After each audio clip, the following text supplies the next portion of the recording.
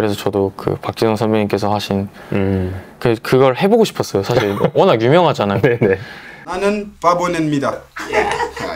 그래서 저도 그 생각을 가기 전에 하고 있었는데 가기 전부터 한 명 걸리면 해야겠다. 네. 네. 근데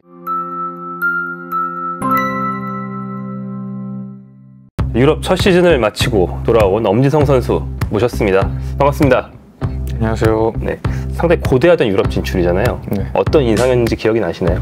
제가 기대하고 상상했던 무대와는 다르게 좀 많은 힘듦이 저한테 찾아왔어가지고 시즌 초반에 그거를 이제 적응하는데 좀 시간이 오래 걸렸던 것 같아요. 왜냐면은 K리그와 다르게 일단 첫 번째는 언어부터가 다르고 그리고 선수들의 피지컬과 그런 모든 신체적인 부분 그런 게 너무 월등하다 보니까 그거에 대해 초반에 좀 많이 적응하는데 애를 먹었던 것 같아요. 경기 투입 자체는 계속 되셨고 네.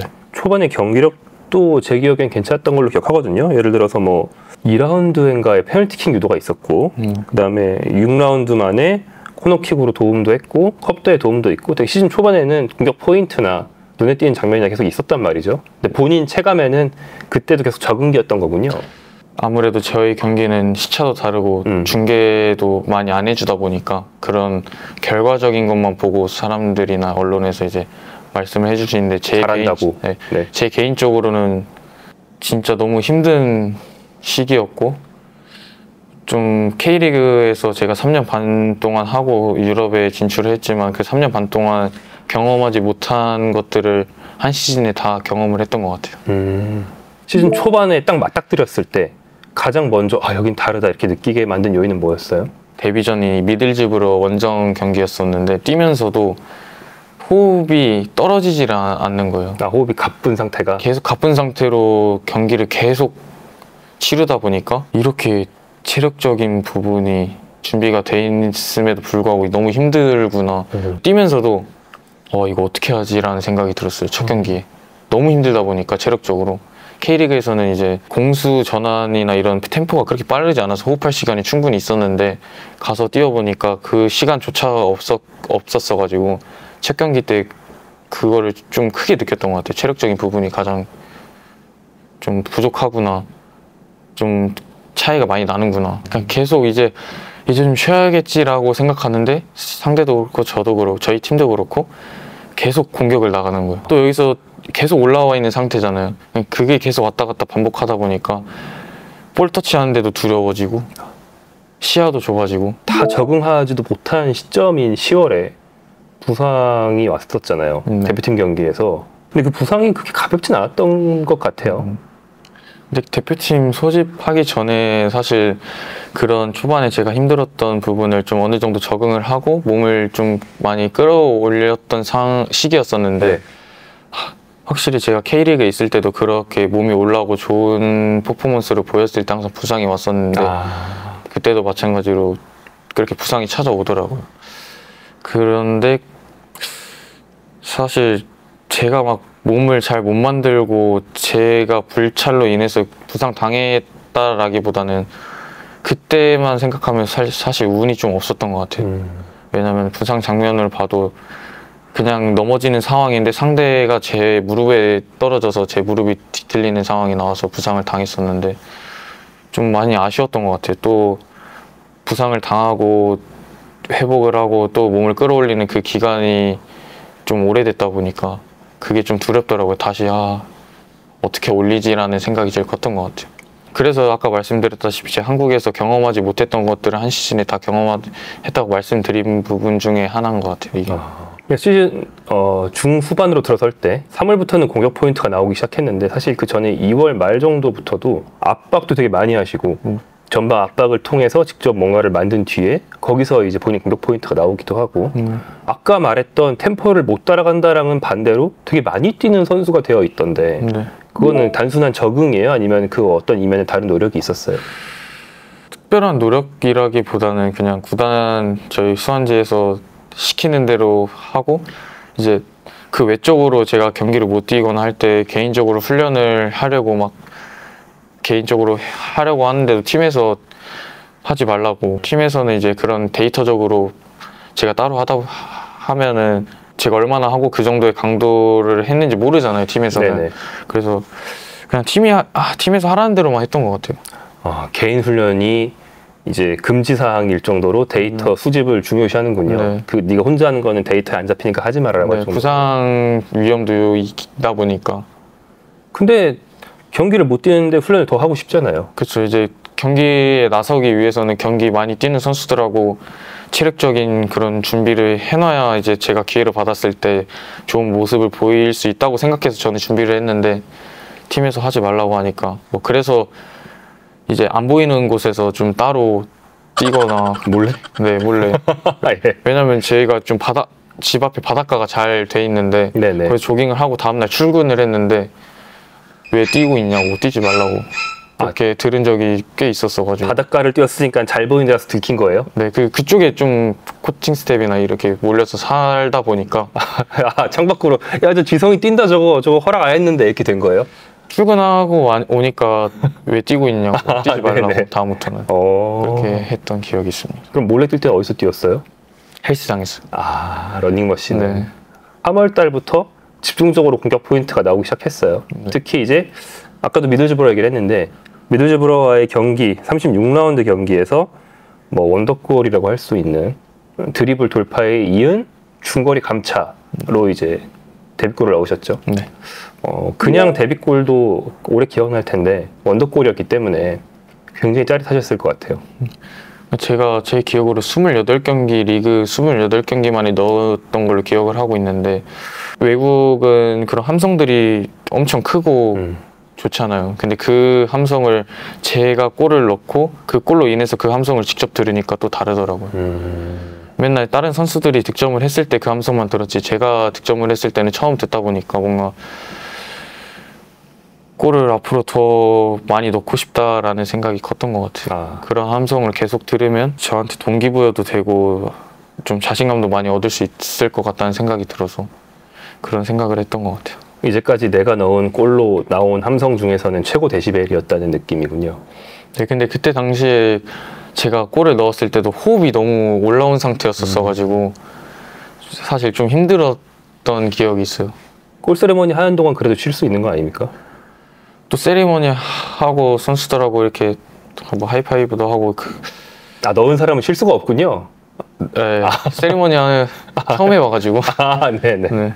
그러니까 제가 또 유럽 리그에 와서 해보고 싶은 그런 어렸을 때부터 뭐 무릎 슬라이딩 그게 좀 유명하잖아요. 많은 선수들이 그쵸, 네. 하고 한국 잔디와 다르게 진짜 잘하는 선수들은 막 5m까지 막 이렇게 쭉 밀려나가고 하는데 그런 걸 하고 싶은 로망이 있었어가지고 내가 하필 그때 너무 힘든 호흡이 올라온 상태여서 그렇게까지는 못하고 그랬던 기억이 있는 것 같아요. 다음을 기약하면서. 네. 근데 잔디가 좋잖아요, 유럽은. 네네. 근데 좋은 잔디에서 그렇게 미끄러지고 나면은 무릎이 까져 있더라고요. 한 애들이? 저도 그때 본인도 해보니까. 근데 막 그때 당시에는 아프진 않았는데 끝나고 보니까 따갑고 해가지고 씻을 때 막 피 살짝 묻어 있고 그렇더라고요. 그렇군요. 뭐 드록바라든지 무릎 슬라이드로 유명한 선수들 사실 까지는 찰과상은 감수하고 하는 거군요. 근데 애초에 이제 골을 넣고 득점을 했기 때문에 못 느끼는 것 같아요. 그때 당시에 도파민이 터져 있으니까. 그래서 못 느끼는 것 같아요. 무릎 슬라이딩 세레머니를 하면 까진다. 큰 부상은 아니지만 맞습니다. 까진다. 알겠습니다. 막판 한 2달 동안 3골 1도움이 후룩 나왔어요. 네. 그 보면서 사실 저뿐 아니고 많은 사람들이 조금만 일찍 터졌으면 더 넣었을 텐데 이 생각을 했을 텐데 마수거리 골 이후에 우르르 터졌으니까요. 본인이 그런 생각은 제일 또 강하게 남지 않았을까 싶기도 하고요. 근데 제가 그렇게 좀 경기력이나 포인트를 올릴 수 있었던 가장 큰 요인이라고 생각하는 부분이 저희 팀의 그런 스타일이 좀 감독님이 바뀌시고 나서 좀 많이 바뀌었던 것 같아요. 초반에 이제 루크 윌리엄스 감독님 계실 때는 공격 전환이 빠르진 않았었던 것 같아요. 네. 그래서 저희가 기회를 좀 많이 저 역시도 많이 만들지 못했던 것 같고 이제 바뀌시고 나서 이제 그 부분을 엄청 강조하시고 그런 기회들을 많이 만들다 보니까 저한테도 그런 좋은 기회가 여러 번 왔던 것 같아요. 그래서 그 안에서 제가 잘 할 수 있던 원래 제가 생각했던 그런 강점들이 자연스럽게 기회가 많이 찾아오다 보니까 그렇게 포인트를 올릴 수 있는 상황이 나왔던 것 같아요. 그게 좀 K리그와 유럽에 있는 팀들하고의 차이점이라는 걸 느꼈어요. 제가. 저희 광주FC 전술에 맞대응하는 팀들 보면은 좀 내려서서 카운터어택 하는 팀들이 좀 많았었는데 솔직히 내려서는 팀에 골 넣는 게 쉽지는 않았거든요. 네네. 근데 유럽에 가보니까 그런 팀들이 없고 서로 양 팀 다 막 공격하고 트랜지션 하다 보니까 기회가 많이 났던 것 같아요, 서로. 그래서 경기도 재밌고 보는 팬분들도 즐기실 수 있었던 것 같아요. 뛰는 선수도 재밌고. 챔피언십은 하위권 팀들이라고 해도 잘 안 내려서요? 보통은 맞불을 놓는다든지 아니면은 수비라도 앞에서부터 하려는 성향들이 강해요, 더? 근데 워낙 피지컬적으로 좀 높은 수준에 있다 보니까 그 나라에서는 좀 그런 축구를 선호하는 것 같아요. 말 나온 김에 챔피언십 얘기를 좀 해보면 유럽 빅리그의 2부를 한 시즌 경험하신 거잖아요, 풀로. 네. 수준이 어느 정도예요? 전에 다른 인터뷰에서는 뭐 K리그 외국인 선수들이랑 비교해 볼 때 다 그거보다 잘하는 선수들이 쫙 깔려 있다. 약간 이런 느낌을 말씀하셨던 기억이 있는데 뭐 그런 생각인가요, 지금도? 솔직하게 말씀드리면 공을 막 K리그 선수들이 제가 생각할 때는 더 예쁘게 차고 잘 찬다라고 생각을 하는데 이제 챔피언십 선수들을 보면은 그거를 피지컬적으로 그리고 체력적으로 압도를 하다 보니까 그 K리그 선수들의 그런 볼 잘 차고 그런 스타일이 보일 수가 없는 것 같아요. 그 피지컬적이나 체력적으로 압도를 해버리니까 찍어 누르니까 그거를 보여줄 수가 없는 것 같아요. 볼을 그렇게 못 차는 것도 아니고 팀들마다 다르긴 하지만 그냥 그렇게 느꼈던 것 같아요. 수준도 그렇게 막 떨어지지 않고 왜냐면 프리미어리그에서 왔다 갔다 하는 팀들이 많을 거 아니에요. 그렇죠. 챔피언십에 생각보다 뭐 볼을 잘 못 차는 것 같으면서도 잘 차고 살짝 이게 설명하기가 좀 애매한 것 같아요. 개인 기량이 좋은 선수들이 하는 뻥축구라는 느낌이고 그렇게 막 세밀한 축구라는 팀들은 많지 않은 것처럼 보이던데 어떤 스타일이에요? 진짜 말씀하신 그대로 뻥축구를 많이 해요.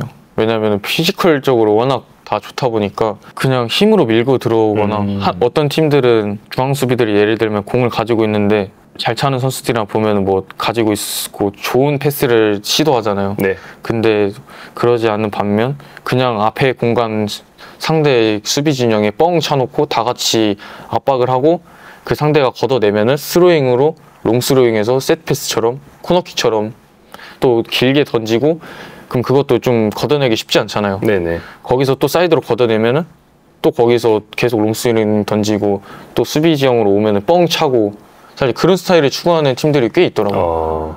사실 아까는 적응하기 힘들었던 부분 이 친구들 템포 참 빠르네 이런 얘기를 주로 했다면 한 시즌 해보고 나니까 내가 가지고 있는 상대 우위도 있을 거 아니에요. 내가 그래도 이런 게 장점이고 여기서 이런 게 먹힌다 이런 걸 확인하신 건 뭐가 있었어요? 공격적인 상황에서 이제 슈팅이나 뭐 크로스 이런 부분에서 원래 제가 한국에 있을 때도 강점이라고 생각했던 부분들이 있었는데 그걸 초반에 하지 못하다 보니까 제가 내 강점이 아닌가? 원래 이렇게 못하진 않는데 이런 생각을 많이 했었는데 다행히 시즌 막바지에는 그런 좀 모습들을 많이 보여드려서 그렇게 좋은 순위권으로 생각하면은 저는 나쁘지 않았던 결과라고 생각하고 내년 시즌에는 더 저한테도 기대가 되는 것 같아요. 적응 기간을 마쳤고 좀 좋게 마무리를 했기 때문에 다음 시즌에는 더 할 수 있을 것 같다라는 자신감이 더 생기는 것 같아요. 보통 챔피언십이나 유럽과 선수들이 몸을 불렸다 이런 얘기들을 하는 경우들이 있거든요. 근데 딱히 불리신 것 같지는 않기도 하고. 근데 저도 생각한 게 제가 여기서 불린다고 하더라도 제 멘트가 거의 180 이하의 선수랑 한 번도 제가 경기를 해본 적이 없거든요. 단 한 번도? 네. 상대 멘트면 풀백이잖아요. 네. 풀백인데 그래도 180 정도가 없어요? 다 180 190이래요? 제일 작았던 선수 거의 한 180 이상이었던 것 같아요. 그래요? 거의 180대 이상이었고 제가 그 선수들하고 제가 아무리 뭐 2, 3kg 벌킹을 해서 부딪힌다고 하더라도 태생이 좀 다르고 피지컬적으로 타고난 선수들이 피지컬적으로 이길 수는 없다고 생각을 해서 차라리 제가 잘할 수 있고 좀 좋은 모습을 보여드릴 수 있는 상황을 많이 만들자. 피지컬적인 축구를 하지 말자. 좀 이런 생각을 했던 것 같아요. 스완지는 이제 잉글랜드 챔피언십에서 경쟁을 하고 있지만 사실 웨일즈 팀이잖아요. 네. 그래서 챔피언십에 있는 잉글랜드의 좀 유서 깊은 팀들에 비해서는 재정 규모도 좀 더 작은 편이고 이런 걸로 알고 있는데 시설은 유럽 진출 첫 팀을 이 팀을 했는데 시설이나 선수들에 대한 케어나 지원이나 이런 데서 그래도 좀 유럽이나 다르다라는 게 느껴지나요? 저는 이적이 처음이다 보니까 광주가 그런 비하면 시설들이나 그렇게 풍족한 팀이 아니다 보니까 그렇죠. 이적을 하고 나서 너무 축구에 집중하고 몰두하기 시설이 너무 좋고 잔디도 마찬가지고 너무 새롭고 좋았던 것 같아요. 그래서 이런 곳에서 축구를 해야겠구나라는 마음을 더 크게 먹었었던 계기였던 것 같아요. 뭐 잔디가 당연히 좋겠죠. 이 팀은 이런 것도 해줘? 뭐 이런 거 혹시 기억나는 거 있습니까? 일단 제가 광주 FC 초반에 있을 때는 유니폼이나 축구화나 그런 장비들을 선수들이 다 챙겨서 갔었던 기억이 있는데 샤워할 때 쓸 거나 그런 세면도구, 생필품 이런 것만 경기장에 챙겨가면은 다 제가 사용할 수 있는 물품들이 깔려 있는 그게 좀 처음에는 좋았던 것 같아요. 이건 스완지가 너무 좋은 게 아니고 광주가 너무 안 좋은 얘기잖아요. 기성용 선수의 흔적 같은 게 지금도 있습니까? 네, 거기 그 장비실 보면은 사진이 다 붙어 있더라고요. 그리고 이제 2층으로 올라가는 계단은 앞에도 기성용 선수가 제 기억으로 맨유전 골 넣었었던 그런 액자도 붙어져 있더라고요. 그게 액자로 붙어 있어요? 근데 거기 올라가는 길에 액자가 많은데 그 중에 하나가 기성용 선수가 구단의 중요한 순간이구나, 그 나름대로. 네, 그리고 기성용 선수가 계실 때 함께 일했던 스태프도 굉장히 많아가지고 여전히. 네, 그래서 제가 처음에 적응하는데 많은 도움을 받을 수 있었던 것 같아요.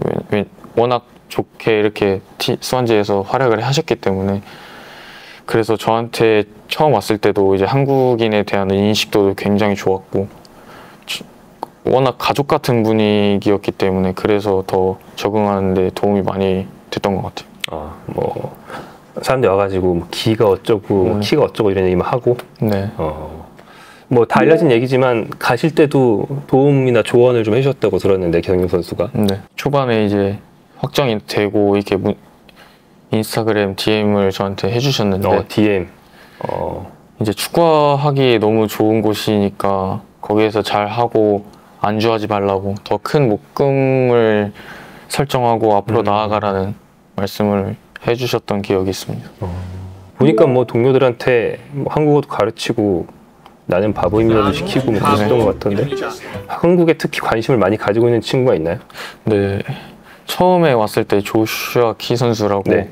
저한테 자기가 아는 한글을 총동원해서 저한테 얘기를 하더라고요. 뭐라고? 그냥 단어들만 얘기를 했는데 그렇다 보니까 그 선수가 먼저 다가와 주니까 그렇게 돼서 좀 친해졌고 그래서 저도 그 박진영 선배님께서 하신 그걸 해보고 싶었어요. 사실 워낙 유명하잖아요. 네네. 나는 바보냅니다. 그래서 저도 그 생각을 가기 전에 하고 있었는데 가기 전부터 한 명 걸리면 해야겠다. 네. 네. 근데 그 선수가 이제 좀 저랑 친해지고 편한 사이가 되다 보니까 했던 것 같아요. 왜 물어봤는지는 얘기 안 하던가요? 뭐 어디 아이돌 팬인지 옷게임을 봤는지. 그거는 잘 모르겠어요. 근데 오징어 게임이나 그런 걸 엄청 유명하더라고요. 보니까. 그래서 제가 뭐 안에서 하는 게임들 있잖아요. 네. 오징어 게임에 나오는 그런 네네. 게임 공기도 제가 한국에 사서 거기에 갖다 놓으니까 선수들이 다 와서 막 하고 제가 저가 좀 아무래도 한국인이다 보니까 할 줄 아는데 거기서 막 잘 하니까 애들이 막 놀라하고 진짜요? 그러다 보니까 더 친해질 수 있었던 것 같아요. 그냥 누가 시키지도 않았는데 그냥 한국에 왔다 가는 김에 공기를 사가셨어요? 네, 그렇게 하면은 제가 선수들하고 더 친해지고 좀 좋다. 그런 유대관계를 형성할 수 있을 것 같아가지고. 대표팀 얘기를 좀 해보려고 하는데요. 최종 예선 중에 분명히 엔트리에도 들었고 홍 감독이 거론한 적도 있고 후보군, 풀에는 분명히 들어있는 선수인데 사실 작년 10월이 상당히 불운했죠. 네, 부상이 있었는데 아까 말씀하신 것처럼 좀 운이 없는 종류의 부상이었고 그날은 팀 입장에서도 불운했어요. 네. 왼쪽 윙어가 아예 못 뽑힌 손흥민부터 시작하면은 손, 황, 엄이 다 다치고 그 다음에 배가 뛴 굉장히 좀 대표팀 입장에서 불운했던 날이었는데 그 뒤로 이제 사실 주장기를 잡기 쉽지는 않으셨잖아요. 네. 현재는 어떤 대표팀에 대한 목표를 가지고 계세요? 사실 대표팀의 목표라기보다는 저는 이제 손흥민 선수와 황희찬 선수 같이 대표팀에 매년 매월 가는 선수가 아니기 때문에 항상 저는 포커스가 그 제 소속팀에 있는 것 같아요. 왜냐면 소속팀에서 좋은 활약을 하고 좋은 퍼포먼스를 보여야 저는 그런 좋은 기회가 있었기 때문에 저는 앞으로도 계속 그렇게 소속팀에 포커스를 맞춰서 좋은 활약을 하는 생각을 계속적으로 하고 있는 것 같아요. 그렇게 해야 저는 이제 대표팀에서 이렇게 부름을 받을 수 있고 그런 좋은 기회를 얻을 수 있었기 때문에 축구적인 얘기만 했던 것 같아요. 나가고 지금 팀 상황은 어떤지 어떤 축구를 하고 있는지 형들이 막 저한테 장난으로 빨리 오라고 예. 돌아와서 빨리 경기 뛰라고 막 이런 장난도 해주셨고 이번에 시즌을 마치고 광주FC에 찾아가서 팬분들께 인사도 드리고 감독님, 코칭 스태프, 형들한테도 인사를 드렸을 때도 엄청 살갑게 저를 대해주시더라고요. 제가 시즌 중간에 여름에 떠났음에도 불구하고 저를 그렇게 반갑게 마주해 주셔서 좀 좋은 추억을 가지고 다시 새로운 시즌을 시작할 수 있을 것 같고 저도 어색하진 않더라고요. 제가 프로 생활을 거의 대부분 했던 곳이기 때문에 아직도 그 팀에 소속되어 있는 느낌이라는 것도 들었고 좀 애정을 가지고 있는 것 같아요. 좋은 말씀이었고요. 엄지성 선수와의 인터뷰였습니다.